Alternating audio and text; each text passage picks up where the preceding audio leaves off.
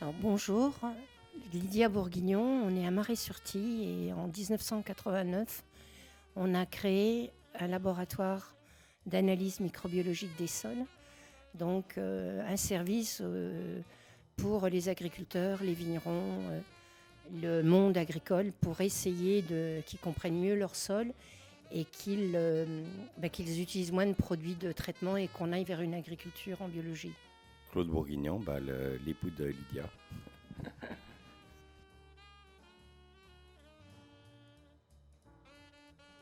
La vocation, elle vient après des études à l'agro, de découvrir que les agronomes étaient devenus fous, quoi. On nous apprenait à donner de la viande aux vaches, on nous apprenait que des choses absurdes.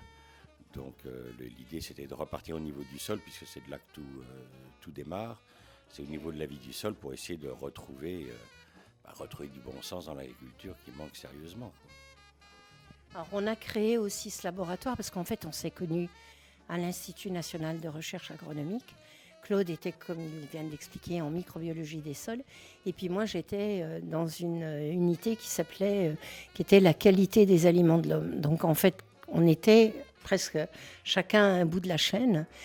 Et au vu, donc ça c'était, on s'est connus en 76, donc entre 76 et 89, on n'était pas du tout, si on est parti aussi, c'est que les instituts publics n'étaient pas du tout sur l'écologie, l'environnement, la biodiversité, la faune du sol, la microbiologie.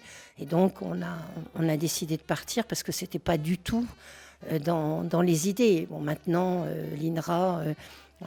beaucoup de choses changent puisque maintenant tout le monde dit, on parle de biodiversité, de vers de terre, de ça. Mais dans les années 80, ce n'était pas du tout le cas.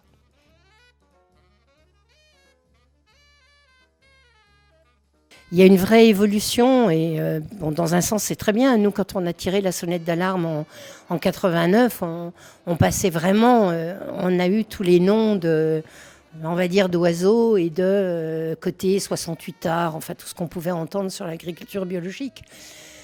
Bon, je pense que le laboratoire a 25 ans et quand on a commencé à dénoncer ça, quelque part, ça aurait été bien si on avait eu tort, parce que ça voulait dire que la planète, elle va bien. Bon, hélas, ça nous a donné raison.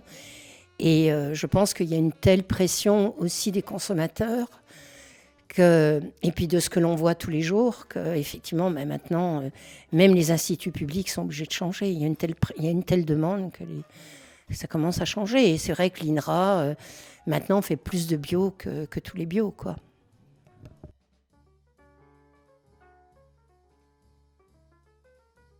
Au début, on a cru un peu naïvement qu'on allait travailler pour les agriculteurs biologiques. En fait, pas du tout. C'est pas du tout comme ça que ça s'est passé. C'est plutôt les agriculteurs conventionnels qui étaient un peu inquiets de l'état de leur sol qui ont fait appel à nos services.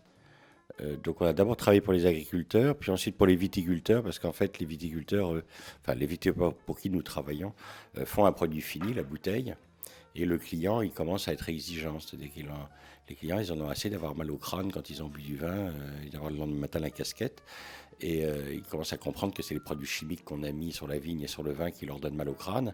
Et donc comme le vin n'est pas un produit vital, hein, c'est un produit de luxe, ils sont exigeants, ils commencent à être exigeants et demander maintenant des vins de qualité. Donc c'est vrai que c'est la vigne qui est devenue un petit peu nos clients, enfin qui nous permettent de faire tourner ce laboratoire, quoi. On a eu un gros vide des agriculteurs dans les années, je dirais début des années 2000, où on a cessé d'avoir des agriculteurs comme clients. Et puis c'est en train de revenir très doucement, très lentement et très doucement.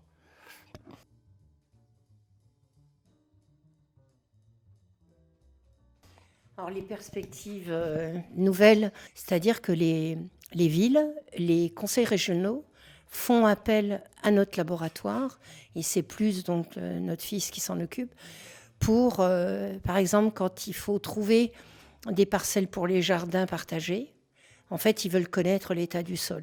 Donc ça, c'est quand même extrêmement innovateur et encourageant. C'est-à-dire que quand même, il y a une prise de conscience sur...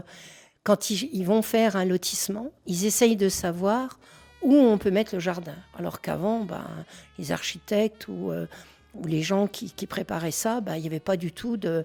On mettait les bâtiments là, et puis éventuellement, le bout qui restait, on mettait le jardin. Donc ça, c'est quand même un vrai changement, je trouve assez important. Et il a travaillé pas mal sur la ville, aux alentours de Paris.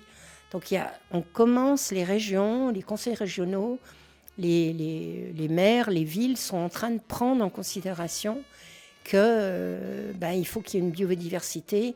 On lui demande aussi pour des jardins, quand ils veulent faire un parc, essayer de trouver des espèces de plantes qui ne sont pas consommatrices d'eau, qui seront résistantes, qui seront appropriées au terrain.